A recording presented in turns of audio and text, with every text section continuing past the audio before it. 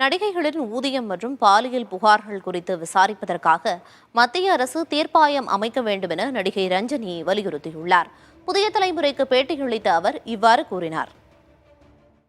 5 years முன்னாடி நடந்தது, 2013ல நடந்தது. இதுக்கெல்லாம் இப்போ சில சொல்றாங்க. பட் என்ன ப்ரூஃப் இருக்கு மேடம்? எப்படி லீகலா இது வெற்றி பெற முடியும் அப்படின்னு நினைக்கிறீங்களா? இந்த விக்டிம்ஸ் உடைய புகார்கள்லாம் ப்ரூஃப் இல்லாம அவங்க வர மாட்டாங்க தானே.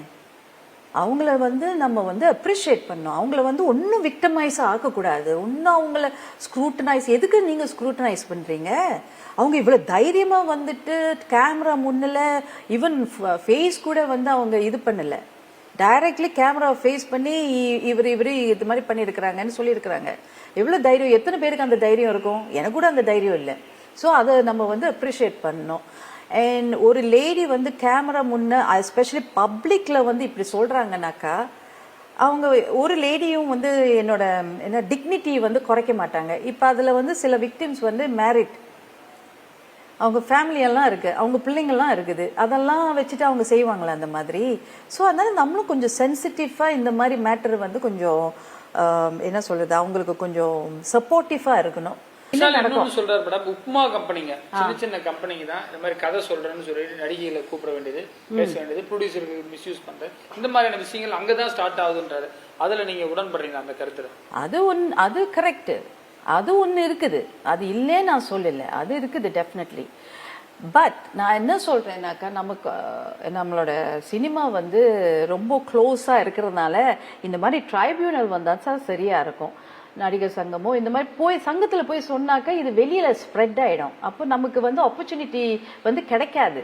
கஷ்டப்பட்டு நமக்கு ஒரு ஆப்பர்ச்சுனிட்டி அந்த செட்டில் இந்த மாதிரி லைக் நான் இந்த செக்ஷுவல் மட்டும் நீங்க பார்க்காதீங்க.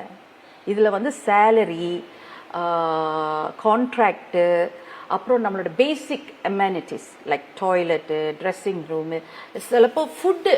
ஓகே, ஃபுட்டு கூட இருக்கலாம். எனக்கா வேற ஸ்டேட்ல இருந்து வரவங்களுக்கு சில ஃபுட்டு ஒத்துக்காது. அப்போ நமக்கு ரிக்வெஸ்ட் பண்ணலாம். பட் சில producers, most of the producers நம்ம ரிக்வெஸ்ட் பண்ணாக்கா அவங்க திமிரு பிடிச்சவங்க, நம்ம ஃபுட்டெல்லாம் சாப்பிட மாட்டாங்க, இந்த மாதிரி தான் அனாவசியமான டாக் வருது. அது ஹியூமன் ரைட்ஸ். சொல்றாரு, உங்களுக்கு ஸ்பாட்ல பிரச்சனை அங்கேயே செருப்பு கழட்டி அடிங்க. No no no, that is very bad. அப்படி சொல்லக்கூடாது. நான் எனக்கு தெரியும் விஷால் தம்பின்னு, அவர் கொஞ்சம் இமோஷனலா இதாகிடுவார். அவர் நல்லவர், நான் இல்லைன்னு சொல்ல.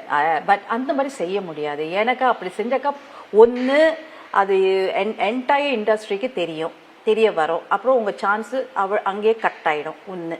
செகண்ட் திங் இஸ் மீடியா ஃபுல்லாக வரும், இன்க்ளூடிங் யூடியூப் ஆல்சோ. அப்போது அங்கே அந்த லேடியோட டிக்னிட்டியும் கட்டு.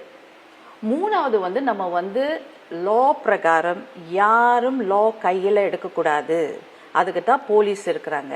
இவ்வளவு பெரிய இஷ்யூ பூம் ஆயிட்டு இருக்கிற இடத்துல ஒரு பெரிய ஒரு நடிகர் ரஜினியோ, கமலோ, விஜயோ, அஜித்தோ, சூர்யாவோ யாருக்குமே ஒரு வாய்ஸ் சப்போர்ட்டுக்கு வரலையே, ஃபீல் பண்றீங்களா நீங்க?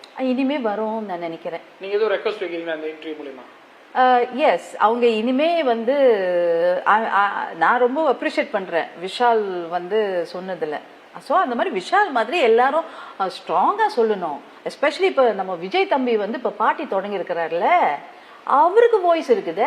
அவரு ஸ்ட்ராங்கா எந்திரிச்சு இந்த மாதிரி சப்போர்ட் பண்ணணும். நான் அவருக்கும் ஒரு கோரிக்கை வைக்கிறேன், இந்த என்டர்டெயின்மெண்ட் ட்ரைபியூனல் ப்ளீஸ் நீங்களும் சப்போர்ட் பண்ணுங்க எனக்காக.